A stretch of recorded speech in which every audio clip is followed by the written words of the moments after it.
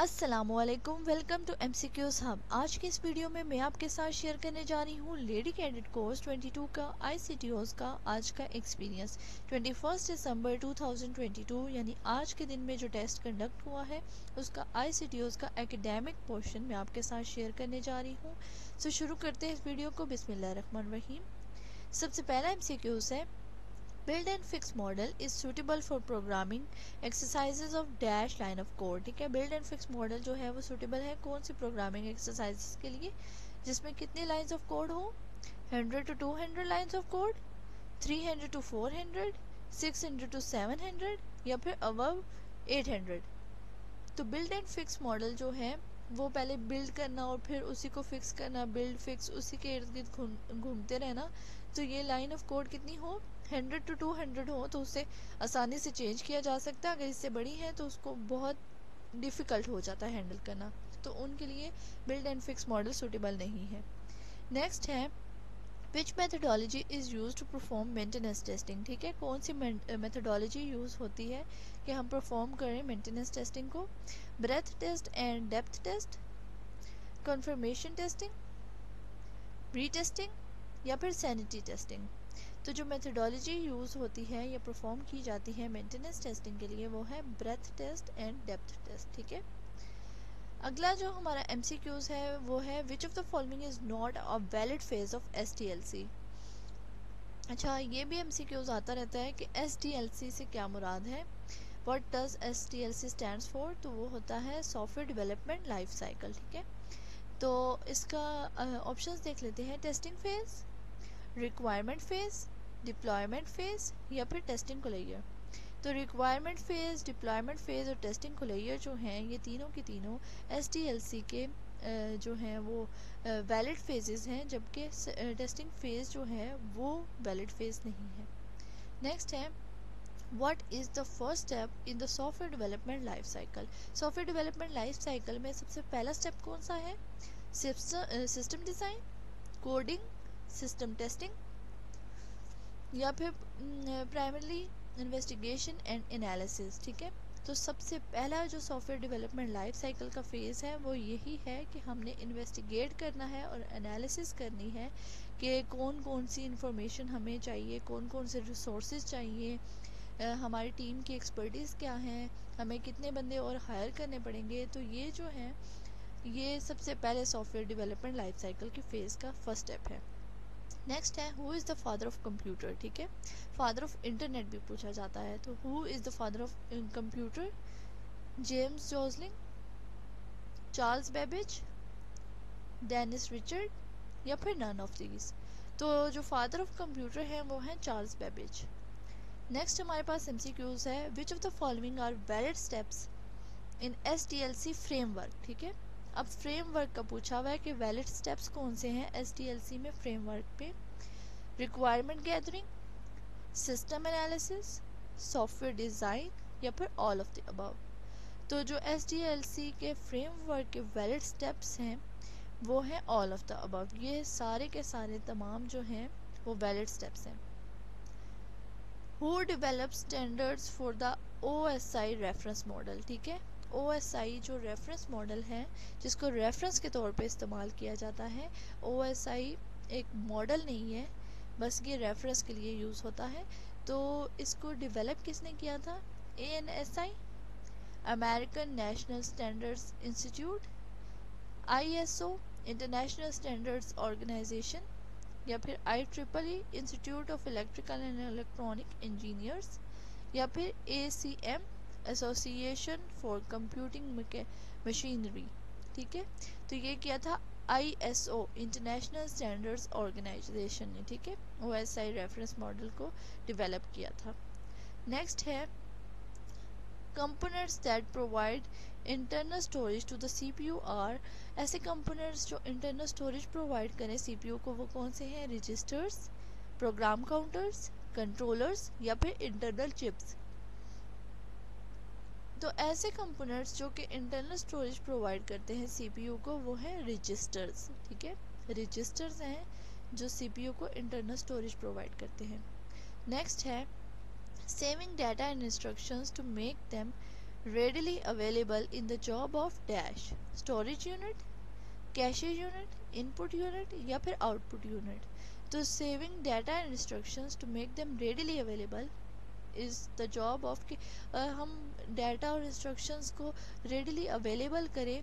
एकदम से अगर कोई जॉब हो उसके लिए तो वहाँ से वो डाटा पिक कर ले, तो वो क्या है, स्टोरेज यूनिट से वो पिक कर सकता है। ठीक है, इनपुट से नहीं पिक कर सकता, आउटपुट से भी नहीं कर सकता। कैशे यूनिट जो है वो स्मॉल मेमोरी है, और जबकि स्टोरेज यूनिट जो है वहाँ से हर टाइप का डाटा और इंस्ट्रक्शंस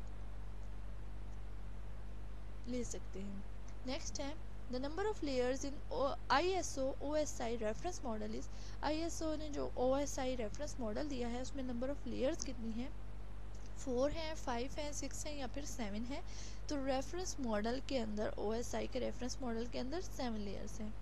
नेक्स्ट है ULSI स्टैंड्स फॉर, ULSI से क्या बनता है, ultra large scale integration, under lower scale integration, ultra lower scale integration या फिर अंडर लार्ज स्केल इंटीग्रेशन।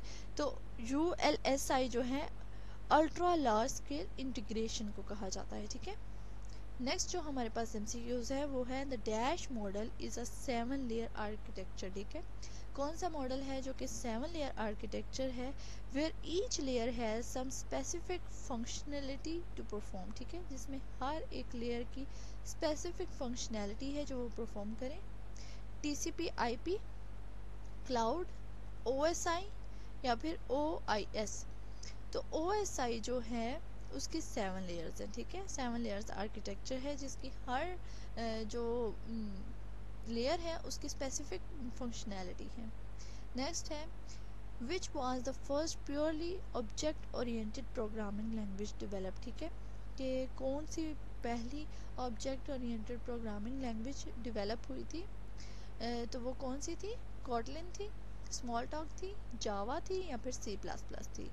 तो जो पहली purely object oriented programming language या फिर ऊप जिसे कहते हैं, ऊप लैंग्वेज थी, वो थी स्मॉल टॉक। ठीक है, which is not a feature of ऊप इन जनरल डेफिनेशन। ऊप क्या होता है, ऑब्जेक्ट ओरिएंटेड प्रोग्रामिंग। ठीक है, तो कौन सा फीचर नहीं है, efficient code, code reusability, modularity या फिर डुप्लीकेट रिडंडेंट डाटा। तो हमारा करेक्ट ऑप्शन है duplicate redundant data. The topology which requires a central controller hub is, ऐसी टोपोलॉजी जो कि सेंट्रल कंट्रोलर या फिर हब होती है एक टोपोलॉजी के अंदर, तो उसे क्या कहा जाता है, मैश टोपोलॉजी, स्टार टोपोलॉजी, बस टोपोलॉजी या फिर रिंग टोपोलॉजी। तो अच्छा, एक टोपोलॉजी के अंदर कोई सेंट्रल कंट्रोलर या फिर हब लगा दिया जाए जिससे बाकी सारे जो कनेक्टेड कंप्यूटर्स हैं उनको कंट्रोल किया जाए, तो वो होता है स्टार टोपोलॉजी। ठीक है, एक हब के दरमियान अगर यहाँ पे सेंटर में हब आ जाए यहाँ पे, तो हब के साथ इधर भी कंप्यूटर, इस साइड पे भी, इस साइड पे भी, इस साइड पे भी, तो वो टोपोलॉजी जो है वो स्टार टोपोलॉजी कहलाती है। ठीक है, नेक्स्ट हमारा MCQs है विच टोपोलॉजी हैज़ 2 और मोर कम्बिनेशन। ठीक है, कौन सी टोपोलॉजी के एक से ज़्यादा कम्बिनेशन से मिलके बनी होती है, मल्टीग्रिड, स्टार टोपोलॉजी, रिंग टोपोलॉजी या फिर हाइब्रिड। तो जो हाइब्रिड टोपोलॉजी है उसमें डिफरेंट टोपोलॉजीज जो हैं वो कनेक्ट हुई होती हैं। जैसे स्टार टोपोलॉजी के साथ हम लोग अटैच कर दें बस टोपोलॉजी, या फिर कोई भी मल्टीग्रिड टोपोलॉजी जो है, मल्टीग्रिड कह रही हूँ, स्टार के साथ हम कोई और लगा दें, मतलब कोई भी टोपोलॉजी हम लगा सकते हैं, ट्री टोपोलॉजी इस तरह। तो वो जो है वो हाइब्रिड टोपोलॉजी होती है।